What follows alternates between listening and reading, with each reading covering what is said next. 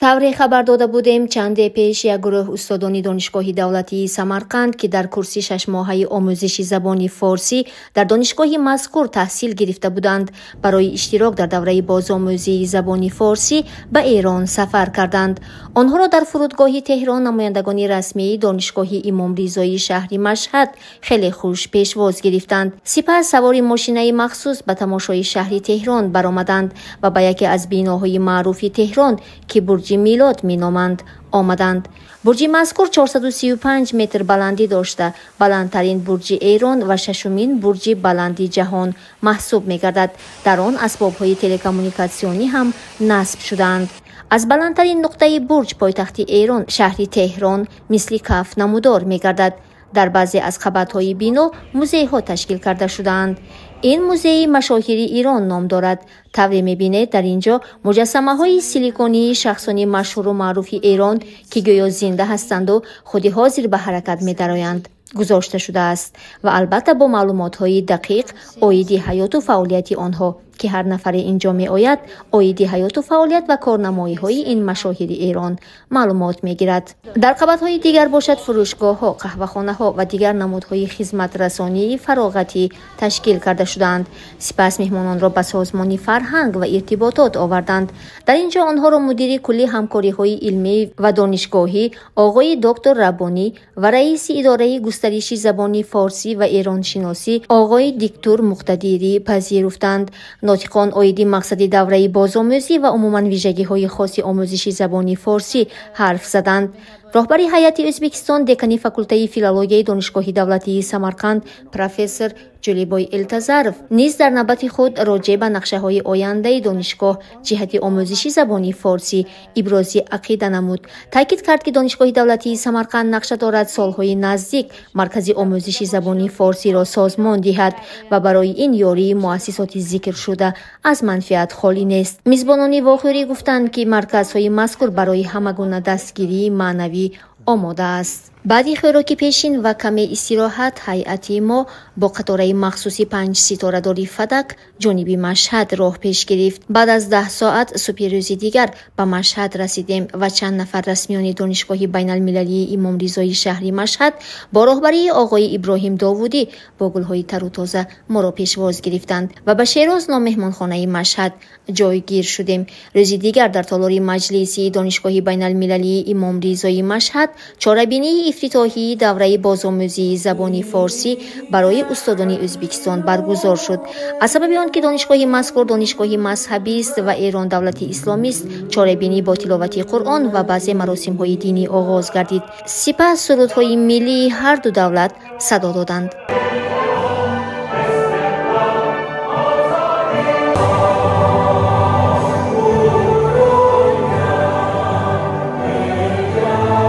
ректори донишгоҳи Имомризо Иброҳими Донишфар, муассисон ва расмиёни дигари муассисаи мазкур ба сухан баромада ҳайати устодони донишгоҳи давлатии Самарқандро хайрамақдам гуфта оиди ҳамкориҳои муштарак дар бобати омӯзиши забон ва хати форсӣ ҳарф заданд. роҳбари делегатсияи Ӯзбекистон, декани факултаи филологияи донишгоҳи давлатии Самарқанд профессор Ҷӯлибой Элтазаров ба сухан баромада барои пазироӣ миннатдорӣ изҳор кард ва таъкид намуд ки донишгоҳи давлатии Самарқанд омӯзиши хат ва забони форсиро мехоҳад густариш диҳад, зеро дар фонди ахбор ресурсии донишгоҳ қариб 7000 адад дастхатҳои қадима мавҷуданд ки бо ин хат ва забон навишта шудаанд.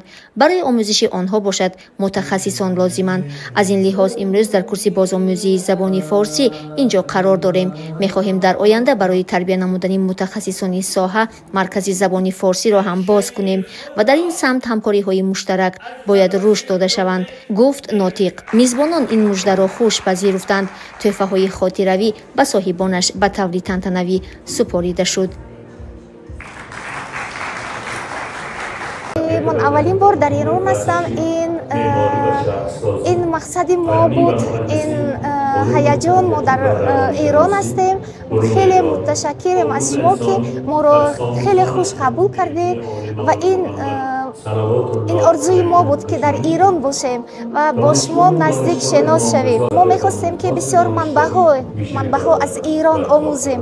تاریخ شما، غذای شما، تدریس شما، همه چیزهایی که در ایران موجودن همش رو از خود میکنه. این اولین سفر ما به کشور ایران است و ما خیلی خوشحال هستیم که در دانشگاه امام رضا الان فارسی میخوانیم و یاد میگیریم چیزهای جدید و ارتباط در کشور بین ازبکستان و کشور ایران از قدیم خیلی قوی بوده است و الان ما میخواهیم که رفت و آمد ارتباط ها از این هم قوی تر باشد. در چاره‌بینی وابسته به همکاری‌های مشترک بین جمهوری ازبکستان و ایران ویدیونوارها هم نمایش داده شد.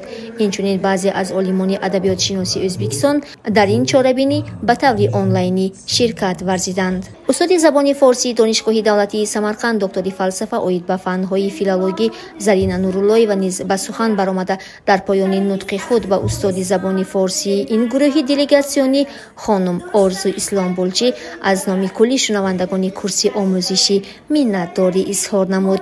بعداً اعضایان دلیگاسیا در قبول رکتوری دانشگاه شدند. صحبت صمیمی دوستانه اطراف میز سر یک پیاله چای ادامه یافت. امروز در دانشگاه امام رضا یکی از تاریخی ترین و مهمترین روزهای دانشگاه در حال رقم خوردن هست. مبتنی بر مشترکات متعدد زبانی، فرهنگی و تاریخی دوره‌ای رو با نام دوره بازآموزی زبان فارسی برای اساتید منتخب دانشگاه‌های ازبکستان در حال برگزاری هستیم. بسیار امیدوار هستیم که ارتباط زبانی ما منجر به ارتباط فرهنگی، ارتباط هنری و معماری و ارتباط علمی مداوم و پایدار با دانشگاه‌های بسیار خوب و معظم کشور ازبکستان بشود. امیدواریم که در سالهای آینده این دوره ادامه پیدا بکنه و ما افتخار میزبانی اساتید بزرگی را از کشور ازبکستان داشته باشیم.